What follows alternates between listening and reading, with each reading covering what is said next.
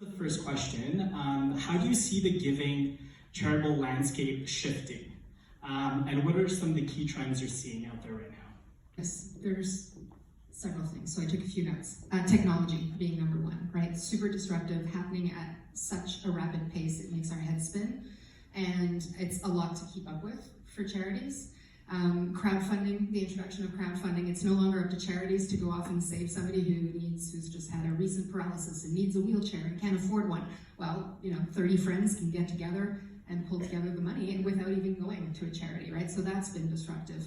The sense of urgency that we now have for the planet and for causes. If you think about how long we've been researching for cancer, for trying to find solutions to homelessness, all of these things have reached a level that this generation has come, if you want to use a term that just comes to mind, like it's no longer acceptable that we still haven't fixed these problems. And so not only are we putting pressure on government, we're putting a lot of pressure on the charities who have been working in each of those areas to fix things as quickly as possible. And we all know that that comes with, needing more funds to act quicker. So there's a lot of pressure. And the resources available to the charities are just not at the level that the pressure is coming at. So those, I think, are some really big things that we have to tackle today.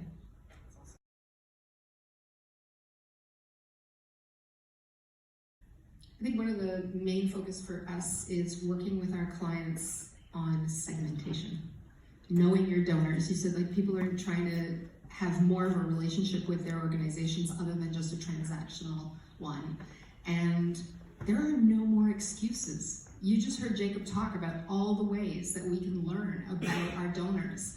And we have the opportunities to engage with them through social media and in other ways, and still picking up the phone and saying thank you and asking them what they would like to see next from us. Those are all ways of engaging. We don't have any excuses anymore. You cannot accept that your charity is functioning with 8 dysfunctional Excel sheets to track who's giving you money and whether they came to your last event or not, and so on. Donors have a higher expectation now that you know what they want and need. And when you don't give them that, they will go to your competition who is giving them that attention. And so if you write me an annual letter and I am president of a board of directors of your organization, and I get the same generic letter as somebody who has never given to you or hasn't given to you in 3 years, that is an unforgivable mistake. So segmentation is really key. Know who they are, know how long they've been giving to you, know how much they've been giving to you, look at them in the different pockets, what programs they're interested in, what services they've used from you, and really hone in on that, and then you can grow from there. So, relationship manager or customer relationship manager, so it's a platform where you can put in all the information that you have on a particular donor, volunteer, or otherwise a stakeholder with your organization. So having that central point for data is key, because we know that with the data that we get, we can use that. And so when you come to a company like ours who will help you get your message out there, the first thing we're going to ask you is, who are we talking to?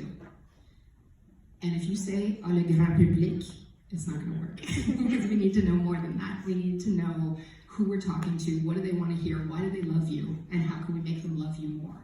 And that's why tracking that information is key. Yes, through a CRM as a base, but we have a lot of other tools. If you send out your email marketing through MailChimp, you can find out who's been clicking on what links, how many people have opened, how many people have not, and so on and so forth. But if you look at that, don't stop just for a minute sending stuff out, stop and measure. Then what you glean from those measurements can help you really influence and find out that maybe you're doing something that isn't actually yielding any results and you need to try something else. If I'm just being hit up constantly asking for money, there's not much in that, but if I'm being taught something interesting, or if I'm being brought new information and new insights into something, then that has value. I think you can have all the best platforms in the world, the best staff in the world. If you don't have a good plan, then that's where you get into trouble. And if your teams work in silos and you're not even aware that this team has set out a communication, and then that team has, and then events has, and then fundraising has, and maybe made your gifts as, and then the next thing you know, some of these people on your database have been hit up, 6 times in as many months. That's where you're going to lose people. So you do need the platforms, you do need the people pushing the messages out, but you need the plan which says, this is how we're going to approach things. This is our value-based way of treating our donors. And like Lys was saying earlier, moving away from the transactional aspect of it and really building the relationships, that's what's important. And I don't think you can be tiresome if you're being useful. So you have to think about, it's not just pushing out information for the sake of pushing out information, but to what end, and if you can demonstrate the impact of your work, people will be happy to get newsletter updates from you, either in print or email or otherwise, but it has to be thoughtful information.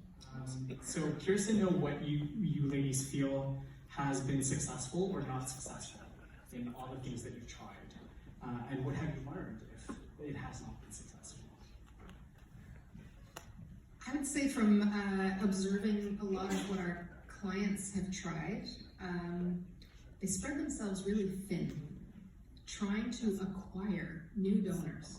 Need to get new donors. Everybody's getting old. Nobody's giving as much anymore. And the panic is set in. And so everybody is looking for new donors. And to me, that's a really big mistake, because if we look at it from a business context, we all know that selling to our existing clients costs less than trying to acquire a new client, right? Why aren't we practicing that in the charitable sector?